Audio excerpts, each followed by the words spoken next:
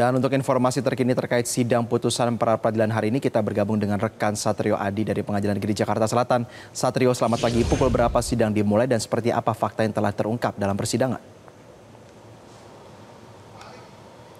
Ya, Jose, Pengadilan Negeri Jakarta Selatan kembali menggelar sidang pra-peradilan dengan agenda putusan terhadap keempat aktivis yang saat ini ditetapkan tersangka oleh Polda Metro Jaya atas dugaan hasutan atau ajakan demonstrasi yang berujung ricuh pada akhir Agustus 2025 lalu. Keempat aktivis diantaranya adalah Direktur Eksekutif Lokataru Foundation, Del Pedro Marhain, yang ditahan atau ditangkap pada 1 September lalu di kantor Lokataru Foundation. Kemudian Muzaffar Salim yang merupakan staf dari Lokataru Foundation yang ditahan beberapa jam setelah Del Pedro di kantin Polda Metro Jaya saat ia menunggu Del Pedro diperiksa. Kemudian Horik Anhar yang merupakan mahasiswa Universitas Riau sekaligus admin dari Aliansi Mahasiswa Penggugat yang ditahan pada 29 Agustus lalu di Bandara Soekarno-Hatta. Dan yang terakhir ada Syahdan Hussein yang merupakan aktivis Gejayan Memanggil yang ditahan pada 1 September lalu di Bali. Mereka akan menjalankan sidang putusan secara terpisah, di mana Del Pedro akan menjalankan sidang putusan pada pukul 9 pagi waktu Indonesia Barat nanti di ruang sidang 4 Pengadilan Negeri Jakarta Selatan. Sementara Horik akan menjalani sidang putusan pada pukul 10 pagi waktu Indonesia Barat, dan Muzaffar Salim serta Syahdan Hussein akan menjalani sidang putusan pada pukul 14 siang waktu Indonesia Barat nanti. Pihak termohon dalam hal ini adalah Polda Metro Jaya menyebut bahwa terdapat pelajar di bawah umur yang terpengaruh oleh unggahan dari media sosial akun-akun ajakan demo, salah satunya adalah akun Lokataru Foundation, Aliansi Mahasiswa Penggugat, dan juga Gejayan Memanggil.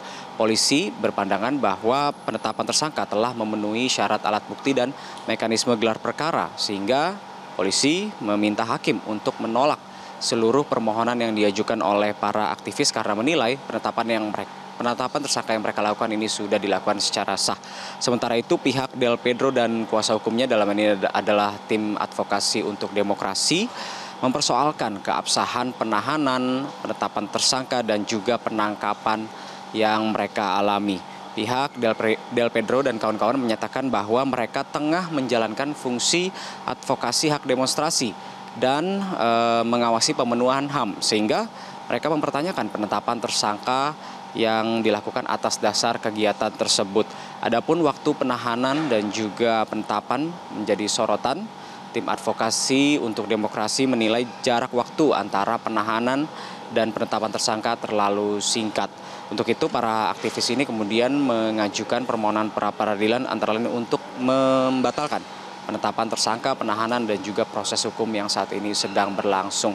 Dan meskipun saat ini sudah menunjukkan pukul 9:03 waktu Indonesia Barat, namun belum ada tanda-tanda dimulainya sidang putusan yang akan dijalani oleh Del Pedro Marhain di Pengadilan Negeri Jakarta Selatan. Namun kita akan terus pantau bagaimana sidang putusan berlangsung pada hari ini terhadap keempat aktivis yang saat ini ditahan oleh Polda Metro Jaya. Apakah Hakim Pengadilan Negeri Jakarta Selatan akan mengabulkan permohonan pra-peradilan tersebut atau menolak permohonan pra-peradilan yang diajukan oleh keempat aktivis. Untuk saran demikian, Jose.